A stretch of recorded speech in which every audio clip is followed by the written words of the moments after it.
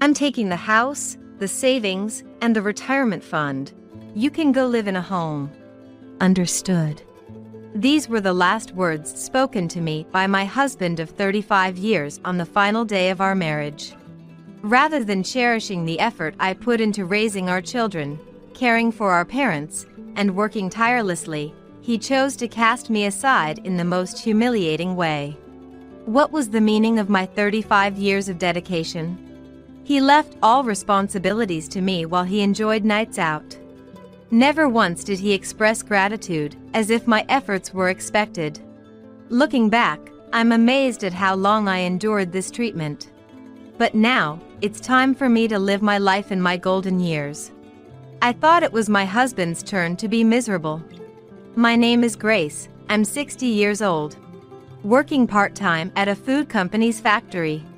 My husband's name is Robert, he's 65. We met through a mutual acquaintance and got married when I was 25, marking 35 years of marriage.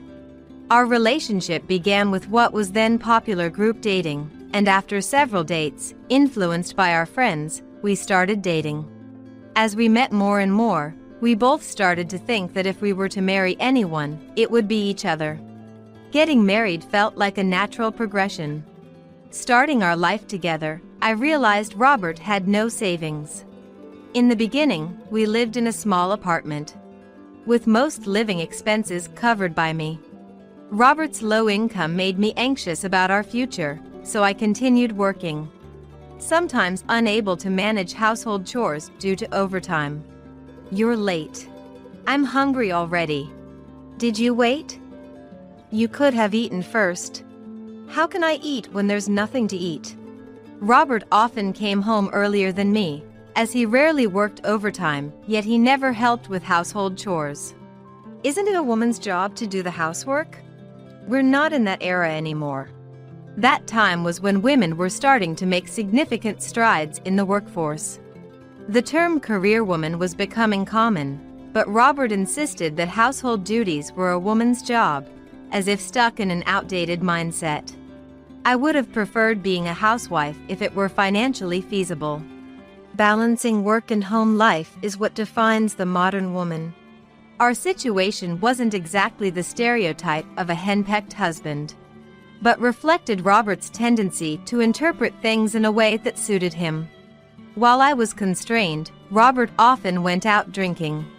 "If you're going to be late, at least let me know." "Quit nagging. It's my time. I can do what I want." His tone grew even harsher when he came home drunk. While I couldn't freely use my own money or time, Robert enjoyed his. I feel like I'm always getting the short end of the stick. Early in our marriage, I was so frustrated that I considered divorce.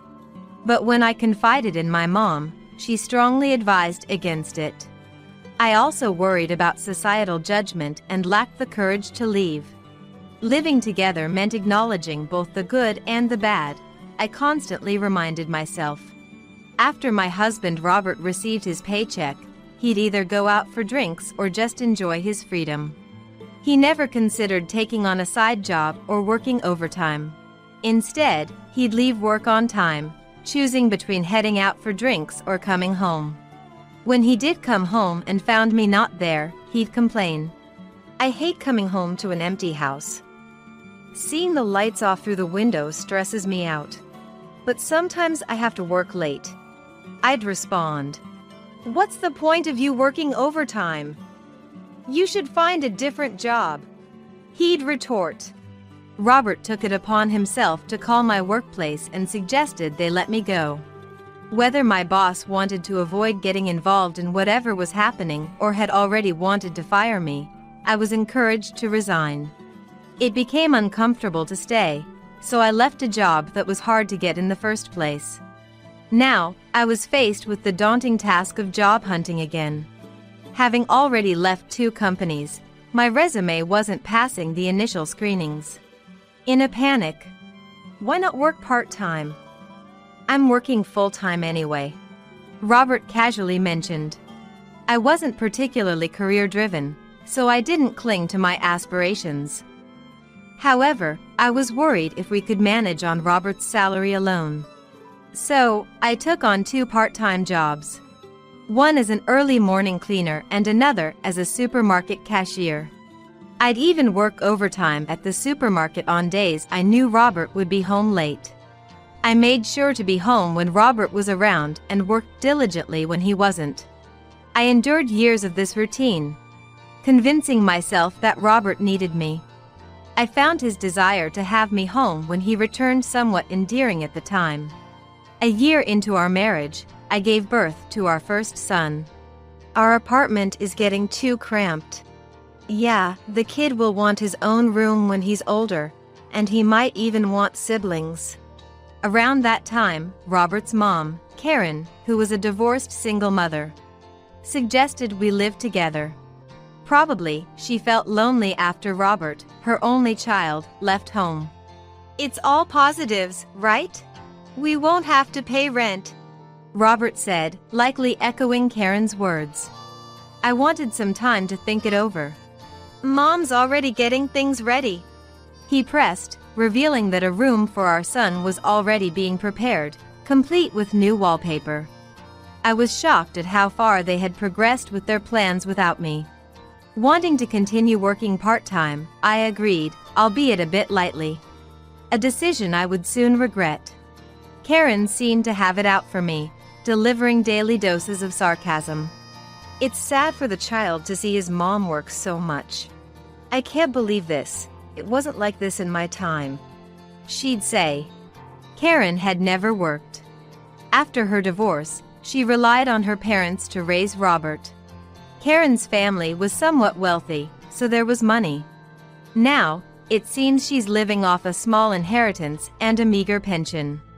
Though her spending habits seemed a bit extravagant. Her kindness extended to her hobbies and her son and grandson, but never to me.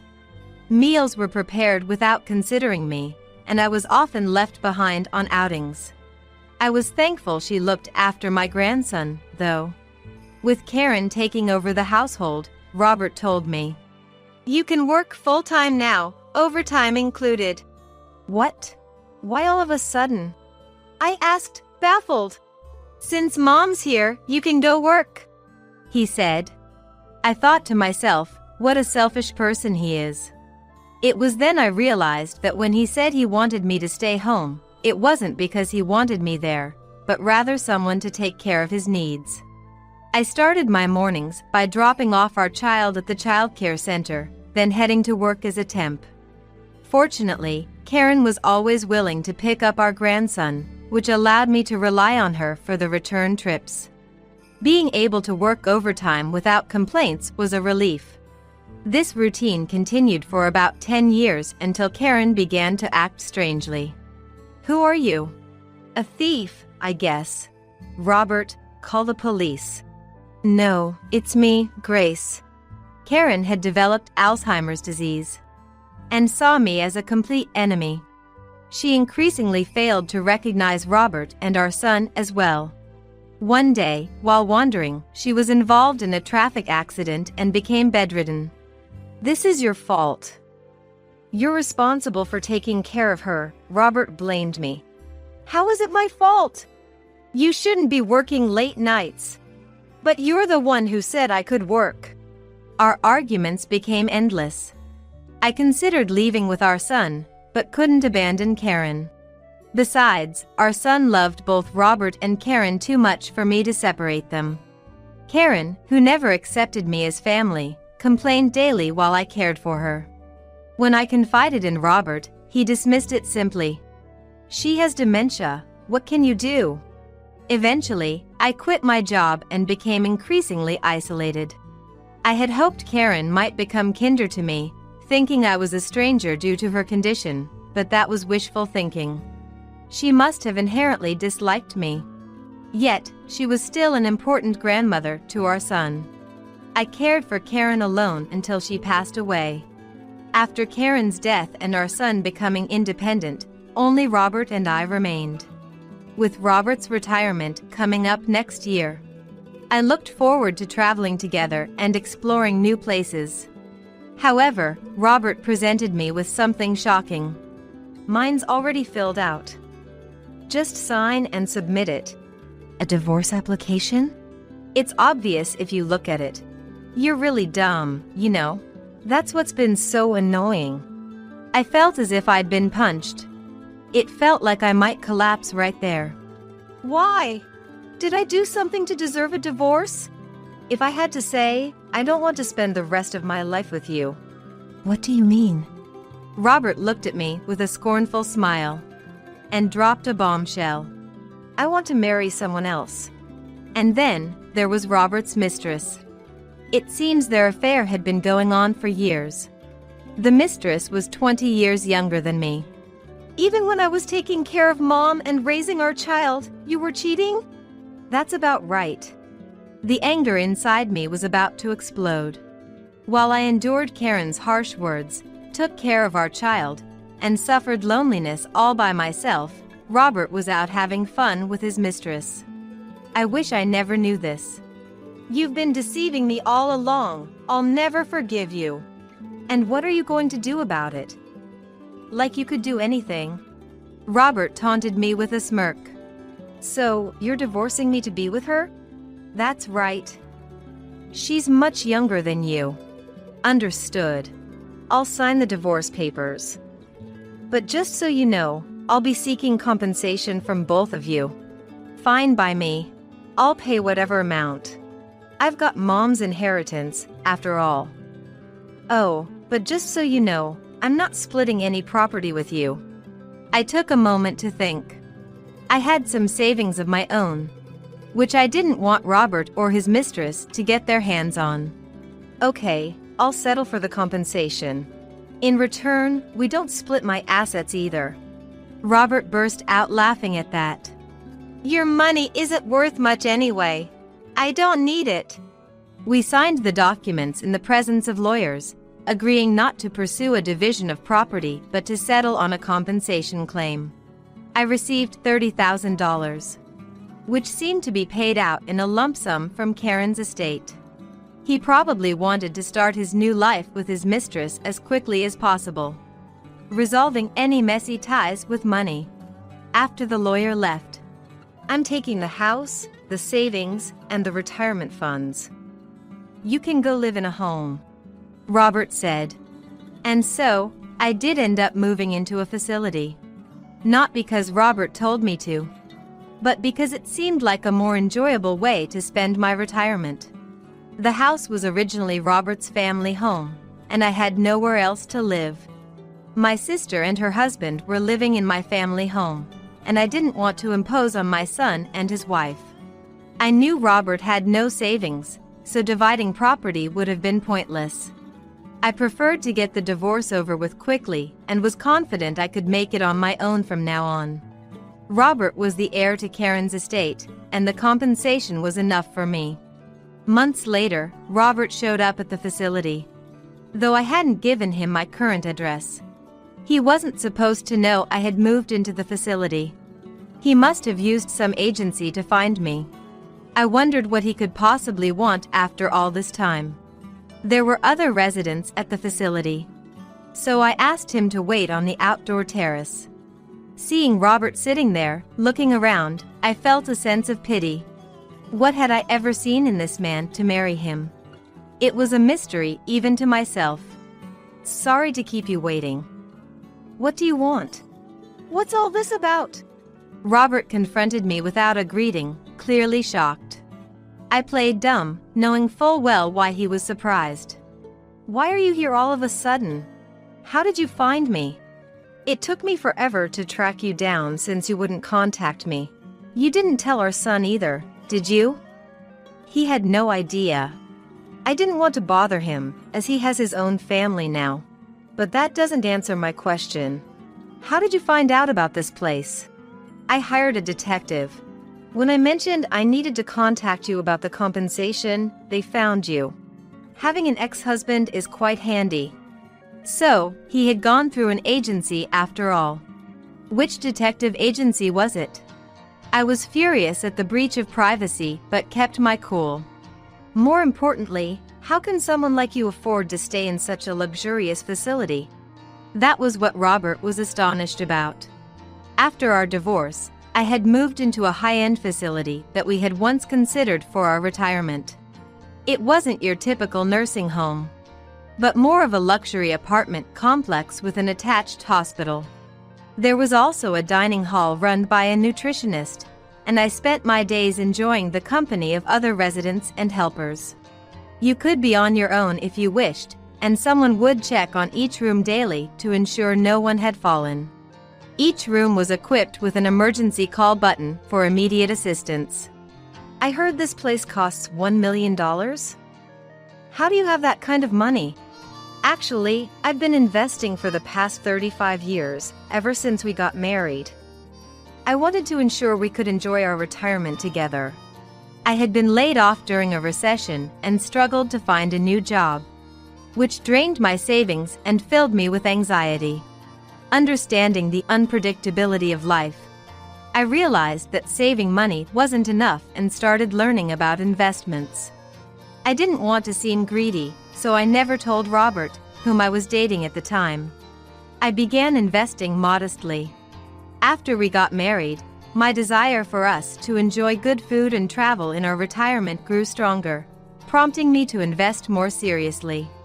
Since we both worked, I gradually invested my earnings, sacrificing outings with friends, delicious meals, shopping, and vacations, putting all my disposable income into investments. After 35 years of consistent investing, I amassed a significant fortune, partly because I started right when the economy was down. When I shared this, Robert claimed, "Then that money is mine too." I had anticipated he would say something like that. "Sorry, but you have no claim to my money." "Why not? I'm your ex-husband. It should be part of my assets too." "You renounced any claim to my assets in front of our lawyers. Have you forgotten already?" "Damn, that's why you insisted on a lawyer. You tricked me." "Who's been deceiving whom all along?" Robert's face twisted in frustration. Realizing this conversation was a waste of time, I urged him to leave. "No way. I'm not leaving. I'll live here too." I was speechless with disbelief. Shortly after, a security guard arrived, prompted by another resident who noticed my distress, and escorted Robert out. Due to his harassing behavior, Robert was banned from the facility and added to the blacklist. Curious about his persistence, I contacted our son, who revealed that Robert was in debt. After our divorce, Robert planned to marry his mistress. However, she became furious upon learning about the compensation he paid me. To appease her, Robert lavished her with gifts. But she eventually left him for a younger man without marrying him. "Are you dumping me after all I've spent on you?" It was too late for regrets. The mistress had moved on, losing interest in a now penniless Robert. It turns out she was using Robert as a convenient source of money, likely having always preferred the younger man. I couldn't believe a woman 20 years younger would seriously consider marrying someone like Robert. It seems he was the only one who truly believed in his affair turning into marriage, which must have been a huge shock to him. After donating all of his inheritance to his mistress and accumulating debt, Robert ended up alone in a house that was over 70 years old. The house was in bad shape, with many parts broken and no money for repairs. He now lives alone in a leaky home. My son expressed no interest in helping him. Recently, a community worker visited, asking Robert to at least repair the exterior walls because it was affecting the neighboring house. Robert's angry outburst over this request led to a police incident. My son had to pick up his father from the police station, where he told Robert they were through. "You're abandoning me too?" Robert cried, clinging to his son, who shook him off.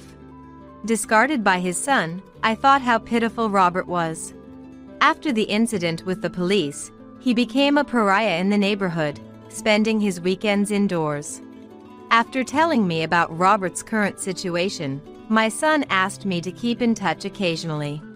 I was touched that he cared. Sometime after talking to my son, I received a call from Robert. Ignoring it, he then called the facility directly. Such persistence. The staff were worried for me. I decided to answer just once. I just need a little money. I refuse. Don't you have a pension? Robert was supposed to have recently retired. So, his claim of having no money seemed like a lie. I didn't get anything. Don't lie. You received a pension, didn't you? I got fired just before retirement because of the affair. Turns out, Robert was fired just short of retirement. Apparently, his mistress was a coworker. After breaking up, Robert's stalking scared her into reporting him to their employer. Ultimately, his affair was exposed, leading to his dismissal without a pension. His stalking and the resulting police involvement also became a problem. I felt no sympathy for his story. I asked the facility staff to call the police if he contacted again. When Robert realized he couldn't reach me by phone, he resorted to sending letters. The letter began with, "I want to see you again. I'm lonely." But towards the end, "I need some money." The content changed to things like that.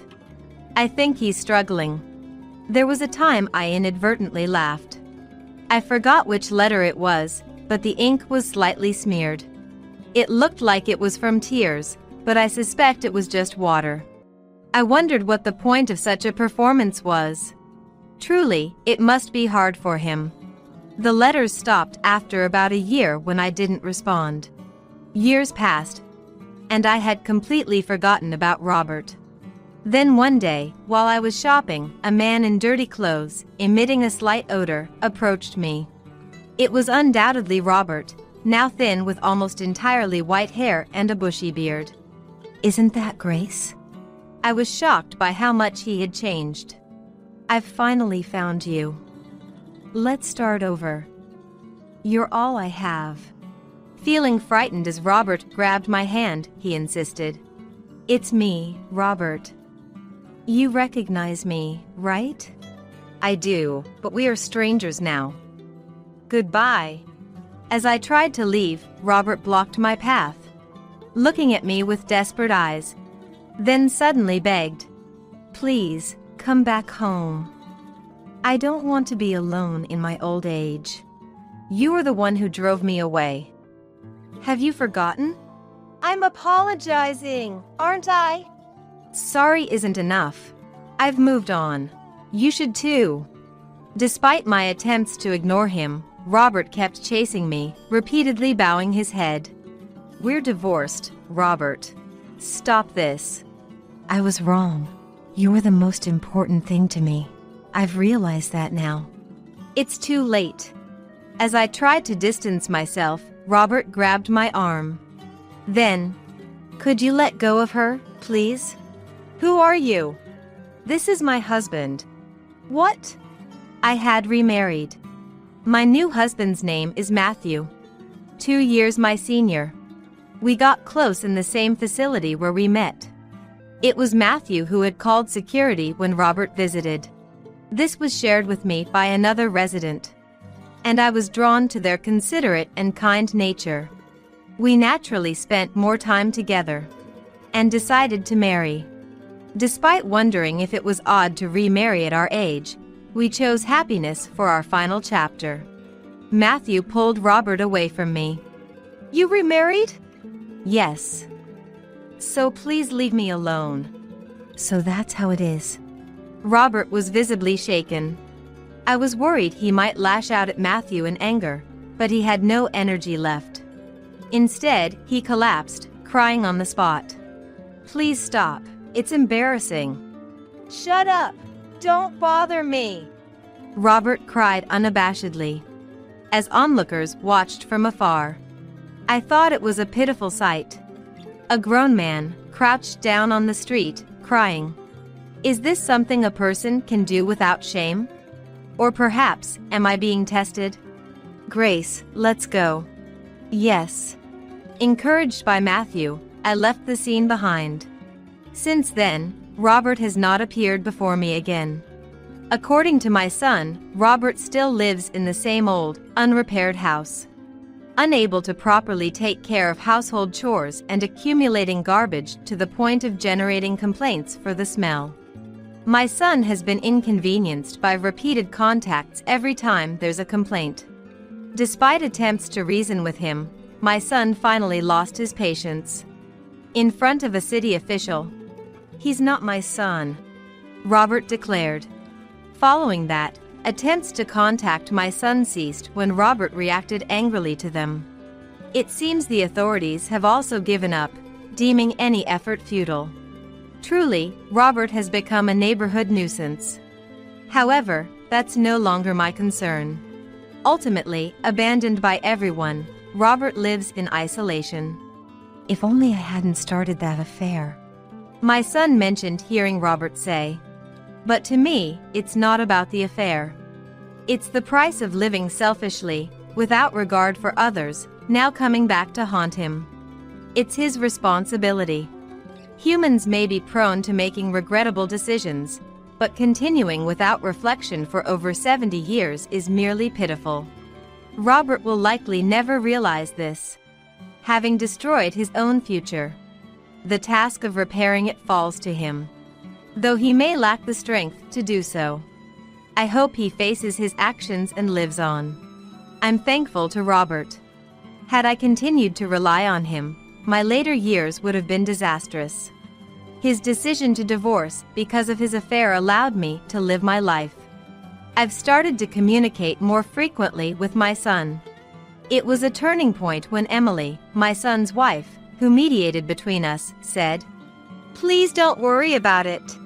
That moment made me realize how much of my life was spent overly accommodating others. I had distanced myself from my adult son to avoid burdening him. Shocked when he expressed his dislike for his grandmother and father from childhood. Aware of the mistreatment and infidelity, I've resolved to live the rest of my life without such undue consideration. Now, my son's family and grandchildren visit, allowing us to make up for lost time in conversation. My son seems a bit shy, but it's strange how he can talk naturally when his wife and grandchildren are around. He has accepted Matthew, and to my grandchildren, Matthew is like a real grandfather. Currently, Matthew and I enjoy our time in the facility, surrounded by friends and content. My priority is health, hoping for a long life. Ah! Look, it's the bitch! My 6-year-old daughter pointed at the woman who had come to our house. Today was the day my son brought his fiancée over.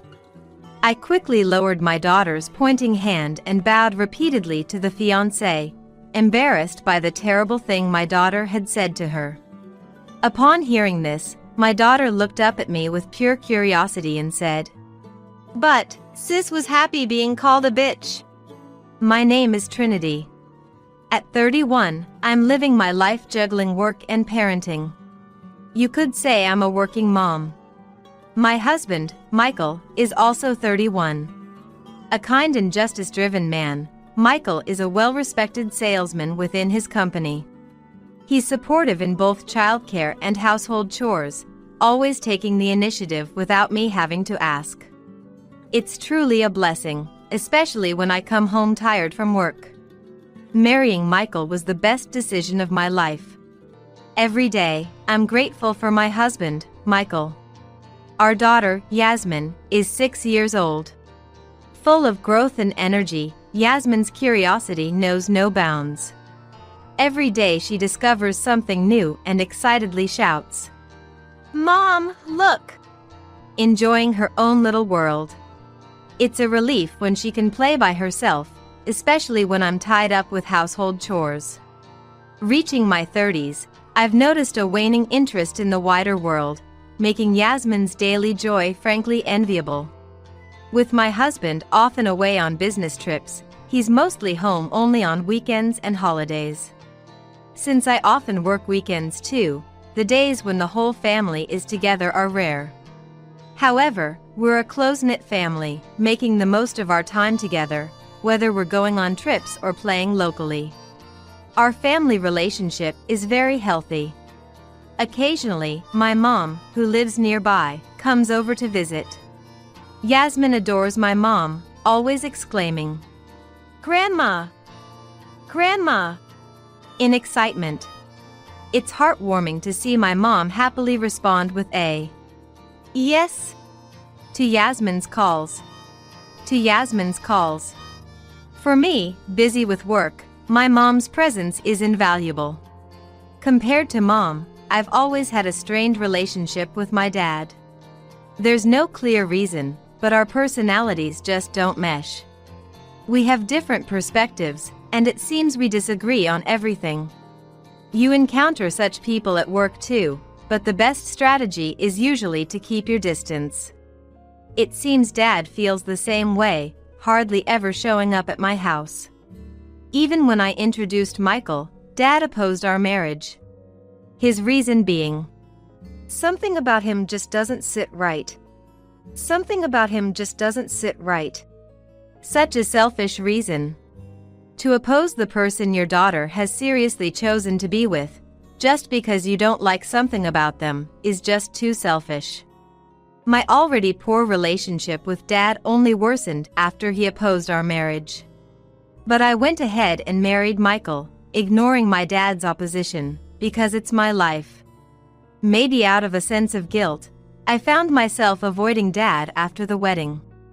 I get along well with Michael's parents, my in-laws, who live far away. When we can take long vacations in summer and winter, I take Michael and Yasmin to visit them. Yasmin has been familiar with them since she was little, so she's not shy at all and is very dear to them. I've always been close to my brother Trevor, who is 5 years older. Our attachment to each other might seem a bit unusual to some. We even exchange emails daily. I share updates about Yasmin's growth and family events, while Trevor vents about work. Whenever something about Yasmin troubles me, talking to Trevor usually helps me forget by the next day. That's how important Trevor is to me. Currently, Trevor, who works for a major corporation, is not only kind and stylish but also handsome. It's a wonder why he doesn't have a girlfriend. Though he's popular, he seems uninterested in romance.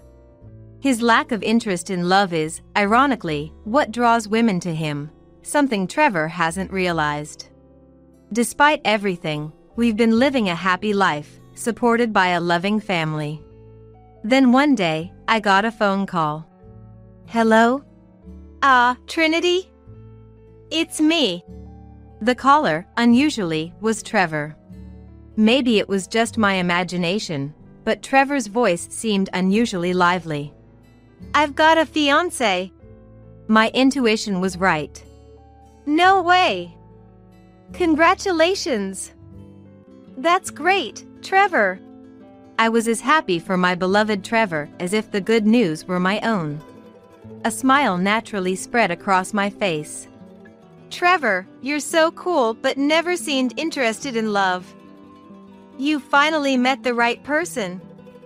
I'm so happy for you." "So, who is she?" When I asked, Trevor said a bit shyly, "She's someone you'd get along with, really kind. I'll introduce her when you come to our parents' house in 3 months." "In 3 months, got it. Let me know when it's closer, and I'll take time off work." And with one more "Congratulations," I ended the call with Trevor. Even after hanging up, my excitement didn't fade. My beloved Trevor was getting married. I wondered what his partner was like, hoping we'd get along well. Filled with anticipation, I looked forward to the 3 months until Trevor's visit. Then, one day, on the way back from picking up my daughter Yasmin from the childcare center, she suddenly said, "Mom, I want to have a doggy." "A doggy? You mean a dog?" What brought this on all of a sudden? Yasmin likes dogs, but has never said she wanted one. Maybe one of Yasmin's friends at the childcare center got a dog and told her about it. Because Dad called someone a doggy the other day. Yasmin gave an answer that I wasn't sure made any sense. Michael called someone a doggy? Would he say something like that? Feeling puzzled, I casually asked Yasmin about it. Did Dad really say that to you? Why would he? But Yasmin seemed to have lost interest in dogs already, now talking to a flower blooming nearby. Hello, Mr. Flower. Hello, Mr. Flower. Maybe it's not something to worry about too much. That's what I thought, but even after we got home, took a shower with Yasmin, and ate dinner, the doggy Michael mentioned wouldn't leave my mind. After Michael got home and Yasmin was put to bed, I decided to ask him directly. Hey, this might sound like a weird question, but what's this doggy thing about? Michael seemed momentarily flustered by my question, then said with a bit of panic. Oh. I went to a pet shop for work recently and saw some puppies. It made me think how nice it would be to have a dog. You know, they say kids grow up kinder with pets around. So, the doggy Michael mentioned was about a puppy he saw at the pet shop. He must have talked to Yasmin about the puppies. Oh, so that's what it was. I was curious because it's not like you to talk about wanting a dog. Hearing the answer directly from Michael, I felt relieved. It's nothing to worry about, you're overthinking it. Michael said with a laugh, so I decided not to dwell on it any further. 3 months had passed since Trevor's marriage announcement, and the day he was coming home finally arrived. Michael had work and said he would come after it was done, so Yasmin and I headed to my parents' house first. Mom, who seemed happy that Trevor was coming, greeted us with, "Trinity, come in, come in," smiling more joyously than usual.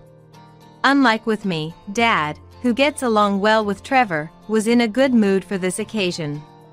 Until Trevor and his fiancée arrived, I helped Mom with cooking. We wanted to welcome Trevor and his fiancée with the best celebration possible. Yasmin was playing with Dad.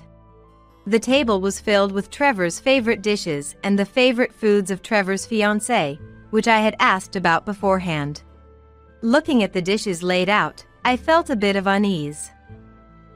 It kind of resembles Michael's favorite dishes. But it must be a coincidence. As I was thinking this, the doorbell rang, and Trevor and his fiancée appeared. Michael hadn't finished work yet and wasn't there, but we started the meet and greet with just the family. Trevor's fiancée is apparently named Riley. I could hear Mom from the entrance. "Welcome, Riley." Mom greeted them, and the two stepped into the living room where Dad, Yasmin, and I were. At that moment, a voice came from beside me. Not a blessing, but an unexpected remark. "Ah. Look, it's the bitch." Pointing at Riley, the voice was Yasmin's, who continued pointing while laughing. Riley, with her beautiful face, looked puzzled at Yasmin. "Yasmin, that's rude to our guest." I scolded her, and Yasmin made a sullen face and said, "Because Dad called her that. And Big Sis looked so happy about it. Why is it okay for Dad to say it, but not me? I was just playing with Dad when Mom wasn't around." Yasmin's baffling statement had me, Mom, Dad, and Trevor all scratching our heads. Just then, the doorbell rang, and Michael, having finished work, arrived. I went to welcome Michael, who then entered the living room. And that's when things took a sudden turn. "Cheater!" A voice suddenly erupted. Looking towards the source, it was Michael, his face red with anger, yelling at Trevor's fiancée, Riley. "Why are you here? What's the meaning of this? Is this some kind of harassment?" Michael was uncontrollably furious. His unusual behavior puzzled everyone else. Michael seemed to not even notice me, our parents, or Yasmin. Then, Riley, Trevor's fiancée, started raising her voice. Gone was her gentle demeanor, now replaced by a harsh tone, furrowing her brows.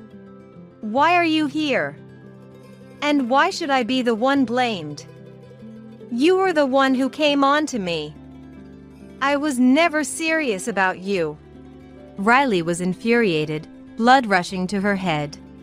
Although initially shocked, I began to understand the nature of their conversation was about an affair. "You're the one who said you wanted me to come over on holidays.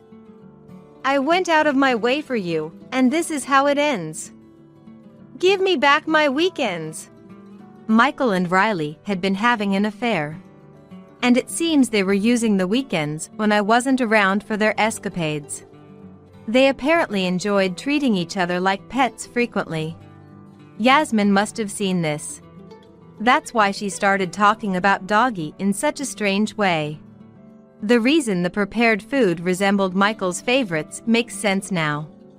They must have been dining out together often. All the pieces of unease clicked together in my mind. Realizing the truth, I immediately took Yasmin's hand and left the living room. I couldn't let Yasmin hear any of this. Whatever happens with Michael can be dealt with later, but Yasmin must be protected at all costs. Then Mom appeared and gently placed her hand on me. "I'll stay with Yasmin." It was her way of telling me to go back. I nodded and headed back to the living room. Inside, the heated argument between Michael and Riley continued. The conversation revolved mainly around their affair. It was too much for me to bear, feeling dizzy just listening to them. "Wait, just a minute." Finding a moment to interrupt their exchange was impossible. Their back and forth was intense and unrelenting. After several minutes, their argument finally began to subside.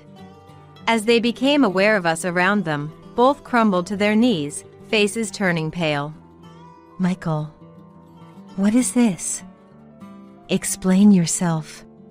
The moment I began to confront Michael, he collapsed backward with a groan. "Enough! You are no longer family or anything to me. Get out now. Don't you dare touch my daughter." It was Dad who struck Michael. "You too, don't ever come back." Dad said this to Riley, then, with Riley and Michael unable to move, he pulled them by the arms and threw them out of the front door. And with one last remark, he spat out, "You two deserve the worst." In a setting meant for marriage introductions, Michael and Riley were thrown out for their affair being exposed. Afterward, I demanded a divorce and compensation from Michael in court. Ignoring Michael's futile pleas of, "Let's talk it over," I proceeded with the divorce. "It's too late to talk things over now. If you hadn't done anything in the first place, we wouldn't be in this situation." That was the last thing I said to Michael. Trevor, of course, called off his engagement with Riley. "We're never going to see each other again. Don't contact me." Riley, in tears, pleaded with Trevor to reconsider the broken engagement. "Please. I won't see that man again. Just give me one more chance." But Trevor, like me, dismissed Riley. People who do such things once will do them again. He then demanded compensation for the broken engagement from Riley. After the divorce, rumors of Michael's affair quickly spread throughout his company and to his clients, eroding the trust he had slowly built up. He was transferred to a department with no work to do, leading a life devoid of excitement. Riley, having quit her job in anticipation of marrying Trevor, found herself in debt due to the compensation payments. She ended up juggling multiple part-time jobs, working tirelessly every day without a break. Riley's dream of an easy life through marriage to Trevor turned into a nightmare of the exact opposite. Her ideal wedding plans were shattered overnight. It's true what they say, wrongdoing doesn't pay. Having closed the chapter on Michael, I returned home with Yasmin.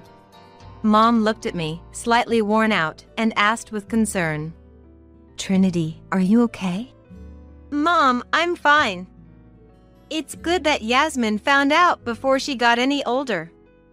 Some of it might stick in her memory, though. Then, to Dad, who was reading the newspaper in the living room. Dad, who had struck Michael at that moment. I could never have been as decisive. Dad, thank you for what you did with Michael. You were right. I was swept up in the moment thinking he was the one, but I should have been more discerning in judging people.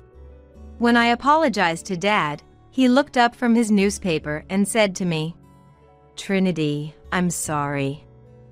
I should have been more assertive in stopping you. I thought it would make you unhappy, but I didn't have a clear reason. Just not liking someone isn't enough for you to be convinced, right? Maybe I was just convinced that Dad and I didn't get along, that we weren't close. It's not your fault, Dad. I've learned a lot from this experience. Laughing together, Dad and I looked at each other as if to say, what was all that past conflict about? That's just how family relationships are, it seems. Misunderstanding each other for no reason, and before you know it, making up. I hope Yasmin and I can build that kind of relationship from now on. As for Trevor, he was shocked by Riley's affair and insisted he didn't want a girlfriend for a while. I'm done with that kind of pain. To think that the person I was about to marry was having an affair with my sister's husband. After living as a bachelor for some time, nursing his wounds, Trevor finally began to move on from Riley. He eventually married someone from a company he was dealing with. Trevor's new wife, a beautiful and wonderful woman, was truly deserving to walk by his side. Can I tell Uncle? Really? My 7-year-old niece said this as she alternated her gaze between my son and my husband. My son is about to turn 3, but he still can't speak. My niece, talking as if she's having a conversation with my son, looked up at my husband with a worried expression. Uncle, you see? My name is Melanie. I work at a staffing agency, and my husband, Timothy, works at the same company. Timothy and I met as colleagues at the company, and since we were close in age, we started dating through work consultations and eventually got married. Then, I became pregnant with our son, Hunter, and took maternity leave and parental leave. When Hunter turned 1, we looked for a childcare center to enroll him in, and I went back to work as planned, originally intending to return immediately. While sending our child to the childcare center, I worked to get back into the pace of work, and with Timothy's help, we managed to get through the busy days of work and childcare without any spare time. When we absolutely couldn't manage, or when Hunter got sick and had to leave the childcare center early, Madison, my mother-in-law who lives nearby, would often pick him up from the childcare center or watch over Hunter while I did household chores. We were very grateful, but Madison gradually started suggesting that we should quit the childcare center. In fact, Hunter was relatively advanced compared to children his age. He began walking just after turning 1, and though not yet conversational, he understood our words and could communicate simply. Madison started treating Hunter like a prodigy, insisting he shouldn't be in a public childcare center but rather receive gifted education under her constant care. This suggestion had us worried. While we were indebted to her, we tried to refuse politely by saying Hunter enjoyed the childcare center, which only made Madison furious. She didn't like that I had returned to work while Hunter was still so young and berated us, saying, "You don't love Hunter. Leaving him in childcare all day is negligent. Unlike you, I would be willing to stay with him all the time and take care of everything. Just hand Hunter over to me." I was shocked by Madison's accusation of being a bad mother, but I was even more frightened by her treating Hunter as an object to be handed over.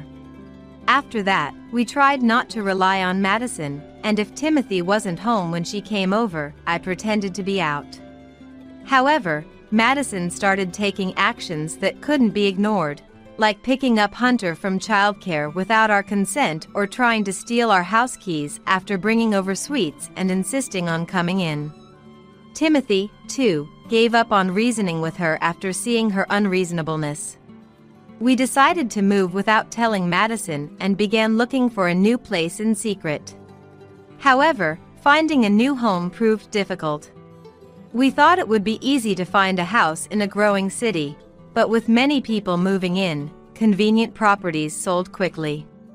While searching for a house behind Madison's back proved difficult, half a year flew by in no time. By then, Madison's interest in Hunter had waned significantly. Actually, even at a year and a half, Hunter still wasn't speaking at all. He used to babble a lot when he was younger, but lately, he's been completely silent except when crying. Taking him to the hospital worriedly, we found nothing abnormal. We were told that language development varies greatly among children and to keep a careful watch, so we went home carrying our worries. Seeing Hunter like this, Madison did a complete turnaround from treating him as a prodigy, declaring, "Not speaking much just means he's a disabled child. There must be something wrong with Melanie's body, and that's why she gave birth to a strange child. I don't know why Timothy ever married someone like her." And she labeled it as a disease. Despite the doctor's diagnosis, being told Hunter was sick and that I was abnormal brought me to tears. Madison hadn't been coming to our house recently, but when she did, it was unbearable how she could say such awful things, leaving me completely distraught. Then, Timothy got angrier than I've ever seen, declared we were cutting ties with Madison, and forcefully kicked her out of the house. After blocking Madison's contacts, we began to ignore her completely, even if she came to the house. Knowing Timothy's firm stance, Madison shouted, "I don't need a wife or grandson with disabilities," and never returned to our house again.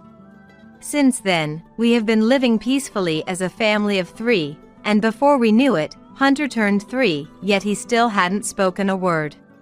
Considering it unusual for him not to speak by this point, we were advised at a public health screening to have Hunter examined at a major hospital. When Hunter and I went to the hospital recommended to us, we unexpectedly ran into my sister Yasmin and my niece Rose, who were there for vaccinations. Yasmin and Rose live far away, and because we had been busy, it had been difficult to meet, so we were delighted by this long-awaited reunion. Since Yasmin and Rose hadn't met Hunter since his birth, they greeted him for the first time. "What's your name?" "Hunter?" "That's cool." Yes, you're in the rabbit class, aren't you?" "Rose loves rabbits too." Despite not having mentioned Hunter's childcare class to Rose, she naturally continued the conversation as if it was obvious. Surprised, I asked Yasmin, and she said that Rose can understand the language of animals and babies, who can't speak. Half in doubt, yet having witnessed it firsthand, I had no choice but to believe. When the 4 of us went to the hospital cafeteria for lunch, Rose said, "Does Hunter like hamburgers?" "Yes." "And he dislikes carrots?" "But they taste good together with hamburgers." "Does Hunter like hamburgers?" "Yes." "And he dislikes carrots?" "But they taste good together with hamburgers." Accurately guessing Hunter's likes and dislikes without being told, which left me speechless. Even after seeing the doctor, the reason why Hunter wouldn't speak remained a mystery. There were no issues with his throat or vocal cords. He could cry and laugh, but he wouldn't utter meaningful words like mom or dad. Feeling down about not finding a solution, Timothy came to pick us up from the hospital after his rounds in the evening. Since we were together, we decided to have dinner as a family of 5, moving to a family restaurant near the hospital. While waiting for our order to arrive, Rose looked back and forth between Hunter and Timothy, then stared at Timothy anxiously. "Hunter is asking when he can start talking to Uncle," she said. Surprised, Timothy looked at me, so I told him about how Rose had correctly guessed things she shouldn't know, like class names and Hunter's likes and dislikes, leaving Timothy to let out a disbelieving sigh. Hunter really wants to talk to both Uncle and Auntie. But he couldn't because Grandma was always around, and he was afraid of being taken away, Rose conveyed. The phrase "always around" caught my attention, and I asked Rose for clarification, given that we hadn't been seeing Madison lately. Hunter shook his head and just stared at Rose. Then, as if struck by a brilliant idea, Rose clapped her hands together, smiled joyfully, and reassured Hunter. "Grandma isn't here now, so it's okay to talk." Hunter looked around uncertainly, then at me and Timothy. "Mom, Dad, is Grandma really not here?" Hunter's words came out so fluently that Timothy and I were shocked. As Yasmin calmed us down in our near panic, Hunter reached out his arms, asking to be held. Hastily, I lifted him from the child's seat onto my lap, where he grabbed my hands and happily kicked his legs. "When I was a baby, Grandma said she was going to take me home to talk a lot. I didn't talk because I liked Dad and Mom's house better." Hunter had simply chosen not to speak. This must have been around when he was about a year old. Recalling Madison's insistence on gifted education and her wanting to take him home. Furthermore, Hunter expressed his desire to talk to Timothy and me but felt he couldn't. "Because Grandma is always there.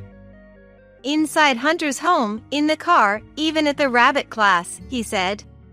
I was baffled by how Madison, who didn't live with us, could always be there, even in the car or at the childcare center. Then, remembering the timing of Madison's visits. On days we hadn't told her about hospital visits or when we received notifications about language training, Madison invariably showed up. Whispering my dreadful suspicion to Timothy, he looked at Hunter in dismay. "Can you tell where Grandma is in the house?" Timothy's soft question led Hunter to list several locations. Hearing his responses, Timothy's face turned red, and he trembled with emotion. Apologizing to Hunter for not noticing, we thanked Yasmin and Rose for their help before rushing home to confirm our bad hunch and take necessary actions. Once home, we asked Hunter again where Madison could be. Pointing with his little hands, Hunter showed us various places. Under the entrance shoe cabinet, behind the living room sofa, on the top shelf of the kitchen cabinet, and when a device was found under the bedroom bed, I felt dizzy. "When Grandma came to pick me up, she left it behind. Grandma has always been in the house," Hunter explained, indicating that what seemed to be bugging devices had been left throughout our home, making it feel as though Madison was perpetually present. Discovering such devices within our home, similar to those seen on TV, and confirming their nature as surveillance devices available in abundance online was unsettling. Before the police arrived, Madison showed up at our house, having apparently been listening in on us as we searched for the bugs. Timothy couldn't hold back his fury, confronting Madison. "Mom, what do you think you're doing, planting bugs in our house like it's nothing? This is outrageous, creepy, and a serious crime. It's because Timothy ignored my contacts, isn't it? What's so wrong with wanting to know more about one's own family? We're family, after all. There's no need to make such a big fuss about this. More importantly, Hunter can speak. To think he can talk so much at 3, he must be gifted. Just as I thought, a real prodigy. I'll take him and provide him with gifted education, so he can work at a big company in the future. And eventually, he can take care of me in my old age. Now I can rest easy." Madison showed no remorse for planting the listening devices, dismissing it as nothing significant. Her blatant disregard for Hunter's wishes and her self-centered assertions made us feel sick. Just as we were considering our next steps, the police arrived. After we explained the situation and the police confirmed with Madison herself, who didn't think she had done anything wrong, she readily admitted to planting the devices and was promptly taken into custody.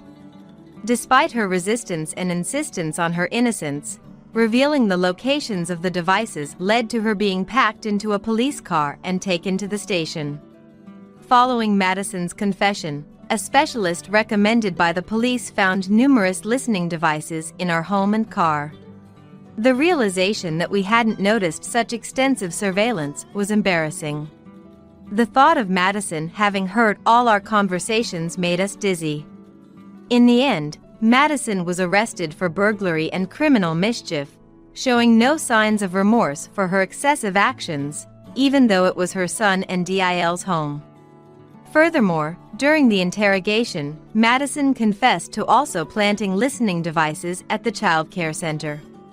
Just as Hunter had said, she had bugged the class he attended. She had paid a staff member, who was a friend, to install them. An investigation at the child care center indeed found several devices. The staff member who assisted Madison faced serious legal consequences and disciplinary action. Timothy was deeply affected by his mother's disturbing behavior.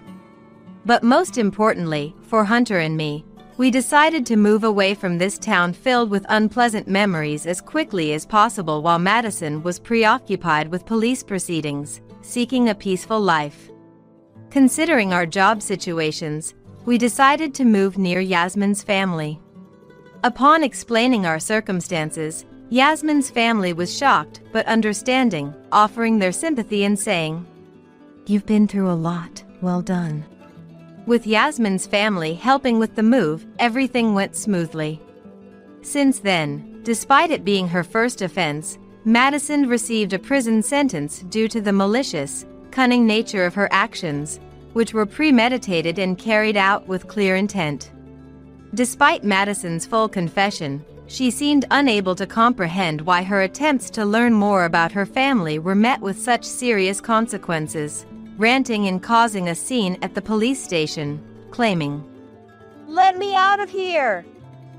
I was just trying to get to know my family better. I've done nothing wrong." When we were informed by the new residents of our old home about a letter filled with grievances and demands for release that Madison sent, it was a stark reminder of how fortunate we were to have moved to a place beyond her reach, and the thought of what could have happened if Hunter had been taken by her sent shivers down our spine. Now, free from Madison's watchful eyes and with Hunter able to speak without any reservations, our family enjoys brighter and more communicative days together. Hunter's verbal skills are impressively advanced for a 3-year-old, leading us to wonder if he might indeed be what Madison claimed, a gifted child.